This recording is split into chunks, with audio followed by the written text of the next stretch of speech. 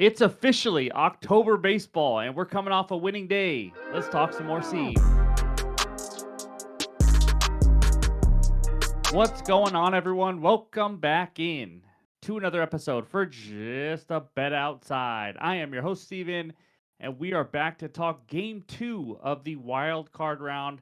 We had some close games in game 1, that is for sure. We'll go over that recap in a little bit. Less scoring and a lot of tight ones, except for that one at the end, obviously. But 2 in 1 day, hitting the only 1-unit play, we will gladly take it. Quick thank you to everyone. We had around 7,000 views, and we've had that before, but on an MLB video this late in the season, start of the playoffs and all that, I just want to say thank you guys, because I know a lot of people have kind of given up on MLB season, but we keep grinding through the whole entire regular season and the playoffs. Just appreciative of this great community that we have, so just want to say thank you. But before we get anything, you guys know OUTLIER. Any graphics you see in this video are from that app. It is the best betting research tool on the market today. I use it every single day. So click that link below in the description. You get a 7-day free trial. All right, I got a quick trend before we get into a little fun fact. But there have been 12 three-game series since this new format started in the MLB. Only 2 of those 12 series went to a third game. That's right. The team that has won the first game usually wins game 2 and just sweeps it. Doesn't mean it's going to happen again. I just wanted to point that out. But no dad joke today. I got an MLB fun fact. Here we go. The Reds are the first team in MLB history to have no qualifying batter hit 270, no batter hit 25 home runs, no pitcher win 15 games, and no pitcher to have 200 strikeouts and still make the playoffs. And they're about to get shellacked, hopefully, for our futures bet by the Dodgers in games 1 and 2. But anyways, in this video, we're going to recap yesterday, and then we're going to go over the good and bad hitter matchups, the best pitcher strikeout matchups, the 4-game pitcher report, and of course, we'll finish it with the best bets and the recap. So hit that like button if you haven't already. Leave a comment below. Helps this channel continue to grow. If you're new to the channel, you know what to do. Hit that subscribe button. Come join this awesome community. Let's get it rolling. And that means it's recap time. All right, there it is. A nice 2-1 day. Now, this first one, I almost went with Red Sox team total under 1.5 in the first 5 innings because I didn't want to mess with the bullpen. And sure enough, Max Fried leaves. Weaver comes in, blows it. They gave up some runs. Luckily, they only scored 3. But my goodness, trusting that Yankees bullpen is brutal. But we'll take the cash. Blake Snell over 6.5 Ks. Our only 1-unit play and our only really easy winner today. That's for sure. He was absolutely dominant. Ended with 9 Ks. The last one, Padres money line. They had a guy on third with 0 outs. They had a guy on second and third with 1 out in 2 different innings. They just didn't do anything. Other than Bogarts' double early in the game to score a run, that was the last of it. They never scored again, and then gave up a couple solo home runs to the Cubbies, and that was it. This Padres lineup is tough to trust. So either way, 2-1 day, we'll take it up 0.99 units on the playoffs after 1 day. But that's what I got for the recap. Now let's talk the hitter matchups. All right, we got 15 good hitter matchups for you today, starting with Rob Refsnyder, 6 for 17 off Carlos Rodon. He's a guy who hits lefties. He's like a top 10 lefty killer in the MLB this year. By Anthony Volpe, 6 for 17 off Brian Bayo. You see Jazz Chisholm, 5 for 15. Did not play in game 1 because they were facing a lefty. Bogart, so on. Jose Ramirez, who made an absolutely terrible base running mistake on third base in the 9th inning, but he is 5 for 10 with 2 home runs off of Casey Mize. Over there on the right side, you see Cody Bellinger, 4 for 10 with 2 home runs off Brian Bayo as well. Max Muncy down there, 2 for 5 with 2 home runs off Zach Littell. And there's all the rest of the guys. So that's what we got for the good hitter matchups today. Now let's take a look at the bad hitter matchups, and we got 5 of them. Ian Happ, 1 for 21 with 10 Ks. That's not good. And then Aaron Judge, how about 2 for 21 with 8 strikeouts against Brian Bayo? Kind of surprising there. Jaron Duran, 2 for 16 with 5 Ks. Perez, 7 Ks against Bybee. And then Romy Gonzalez, 1 for 13, but just 1 strikeout off of Rodon. So that's what we got for the hitter matchups. Now let's talk some Ks. All right, we have just one good pitcher strikeout matchup for you today, and it's Yoshinobu Yamamoto versus the Reds. Cincy, now, only 17th highest K rate versus righties last 3 weeks, but it's almost 25%. So, I mean, it's still pretty high percentage. Yamamoto, an absolute beast, 201 Ks and 173.2 innings. This man has 7+ Ks in 5 straight, 6+ Ks in 12 straight starts, almost identical home road K splits, almost identical righty-lefty splits. When you're as good as he is, it doesn't matter who you're facing or where you're facing them. He faced the Reds on July 28th, had 9 strikeouts in 7 innings. So that's what we got for the pitcher strikeout matchups. Now let's take a look at the pitcher report. All right, here is the 4-game slate for Game 2 of the wild card round. Casey Mize versus Tanner Bybee leads us off. Mize, after a terrible July and August, in his 5 starts in September, how about a 3.49 ERA and a 1.09 WHIP? So much better. Tanner Bybee, 3 straight starts versus the Tigers in September. He has 4 starts overall, but in September he had a 1.3 ERA after a 6.15 ERA in both July and August. So this is a guy who is pitching much, much better than Dylan Cease versus Kittredge. Now, just a heads up, Kittredge is up here. He's going to throw 1, maybe 2 innings. Even Naga is probably going to throw the bulk, is what it sounds like. So I didn't put both of them up here, but if you want to look Imanaga's numbers up, obviously he has struggled as well. Imanaga's given up 20 earned runs in his last 27.2 innings, but this is Kittredge, again, a bullpen guy.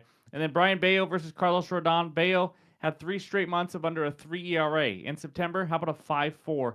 Giving up 3 to 4 earned runs in 4 of his last 5 now. And Rodon, he's gone 6+ innings in 6 straight, giving up 2 or less earned runs in 9 of his last 10 starts, pitching really well for the Yanks. And then we end it with another ridiculous pitching mismatch. Zach Littell versus Yamamoto. Littell, I'm pretty sure he's going to be on a short leash. He had a 5 ERA in September about, and given up 36 home runs this season. That is second only behind Jake Irvin. And then Yamamoto has been as good as it gets. September, he gave up just 2 earned runs and a super low 7 hits in 27 innings. He's flat out unhittable right now. So that's what we got for the 4 matchups on the pitcher report and all the research help. Now it is time for the best bets. All right, this first one takes us out to Cleveland, Ohio, where the Guardians host the Detroit Tigers. Guardians moneyline -126, Tigers moneyline +103 with a total of 6.5 runs. You guys know, if you watched last video, I gave out the Tigers to win the series at pretty much a pick 'em, so I have them already in this one. Hopefully they win. Actually, as a Mariner fan, hopefully it goes to Game 3. They use more bullpen arms, and then we get a winner for the Tigers. But either way, my best bet is a player prop. Give me Tanner Bybee over 13.5 outs. This one's juicy. -134 on DraftKings for a half unit. A lot of books don't have this out yet, but this is what DraftKings has. Now, when you have a team on the brink like the Cleveland Guardians, you usually want to fade the starting pitcher. I know I'm not doing that, but the reason you want to do that is because any sign of trouble, they're going to yank him. Their season is on the line, but I just couldn't help myself. I got to take over on this one. It's juicy at 13.5, but I don't mind 14.5 either. I think it's currently -110 on Bet365, the only other book that has this available. I think he pitches well here. If he has one bad inning, this could lose. That's how dangerous these outs props are in the playoffs, especially in the best-of-3 series. But let's talk Bybee. In really good form, giving up 2 earned runs in his last 21 innings. The beautiful part about that, those last 3 starts, 2 of them were against the Detroit Tigers. That's right. Another pitcher where it's his 3rd start versus the Tigers, just like Skubal and Gavin Williams yesterday. In the 2 starts versus Detroit, he gave up 9 hits and just 2 earned runs and 13 Ks. And also, he's been great at home. How about a 3.22 ERA, 2.26 average against, 1.11 WHIP, and now he gets great pitching conditions. 75 degrees, but the wind is blowing in at 10 to 12 miles an hour. It's going to be, and that's why you see a low total as well. But Detroit's offense has just been so bad lately. You've seen it over and over again. Last 3 weeks versus righties, 3rd lowest WRC+, 5th lowest on base percentage, 7th lowest batting average. They just don't put much traffic on the bases. They really don't. As long as Bybee can avoid one super rough inning where they have to yank him in the middle of it, I think he goes 5 innings here. For this bet, I just need 2 outs in the 5th. So give me Bybee over 13.5 outs as my first best bet. All right, this next one takes us out to the Bronx, where the Yankees host the Boston Red Sox. Yankees on the money line -160. Red Sox money line +138 with a total of 7.5 runs. Before we get to the best bet, I do have a lean on the side. It's the Yankees -0.5 run in the first 5 innings. I think they get to Bayo here. I love how Rodon looked lately. Red Sox versus lefties have struggled. I don't trust the Yankees bullpen at all anymore. So I lean first 5 innings on the run line. I haven't made that bet. Just wanted to kind of point that out. But my best bet in this one, it's another player prop. Brian Bayo under 4.5 Ks at -130 on DraftKings. Yes, it's the playoffs. So even though they're up 1-0 at the best-of-3, they're going to yank him early if he struggles. And I think he will. In fact, let's talk Bayo. He has a 17.7% K rate. Super low, obviously. 21.8 is the average. And not just that, his K rate in September, even worse, 14.3%. He's showing signs of wearing down. In September, a 5.4 ERA and a high 10.7% walk rate. As you can see by this outlier screenshot, under this line in 5 straight starts.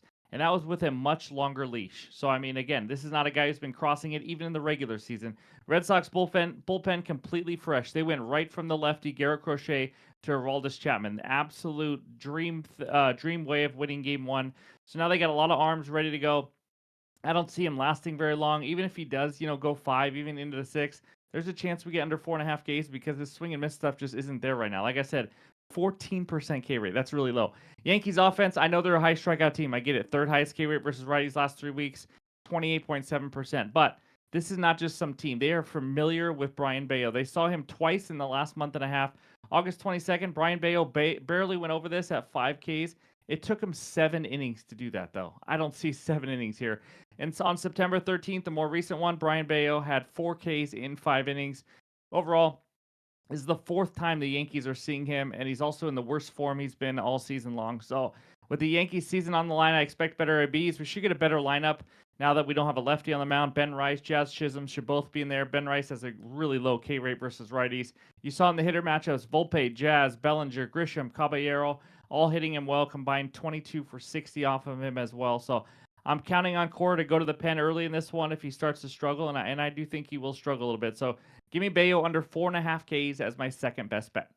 This third one takes us out to LA where the Dodgers host the Cincinnati Reds. Dodgers moneyline minus 257, Reds moneyline plus 205 with a total of 8 runs. You guys already know I have the Dodgers to sweep the series at plus 140. So nice to hold a plus 140 ticket here on the moneyline with them. But I got another pitcher prop. That's right. It's about the props today. Yoshinobu Yamamoto under 1.5 earned runs allowed, minus 117 on DraftKings for a half unit. This is, I get it. This is going to be sweaty all game long. I mean, if you don't want to tail it, I understand. But this man is practically unhittable right now. Let's talk about him. As you can see by this outlier screenshot, he's already under this in 5 straight starts. I mean, so he does this regularly. This is not some weird, crazy thing. He had 2 starts against Arizona and 2 against the hotter Giants lineup as well. So it's not like he was facing the White Sox and crappy teams. He has given up a total of 3 earned runs in his last 34 innings. His September numbers make me want to just laugh. I don't even get it. 0.67 ERA, 0.081 average against, and a 0.67 whip. Guys, those are real numbers. 7 hits allowed in his last 27 innings. It's hard to score off anybody when you can't get on base. And now he faces the Reds offense. Let's face it, they're not good. Versus righties last 3 weeks, 8th lowest WRC plus, 11th lowest OPS, 8th lowest on base percentage, bottom half of the league in pretty much every category. Yamamoto's hits line is at 3.5.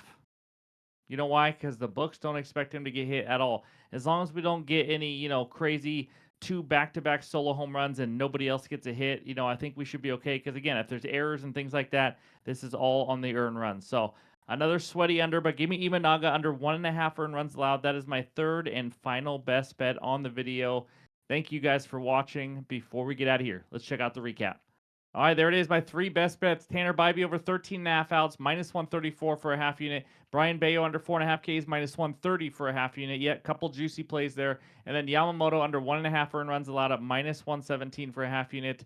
It wasn't my goal to go with 3 pitcher props. You know what? That's what we got today, so let's get some winners. But again, thank you for watching. As always, hit that like button if you haven't already. I really appreciate the support. Hope you have a great Wednesday. Enjoy Game 2, and we'll talk to you soon.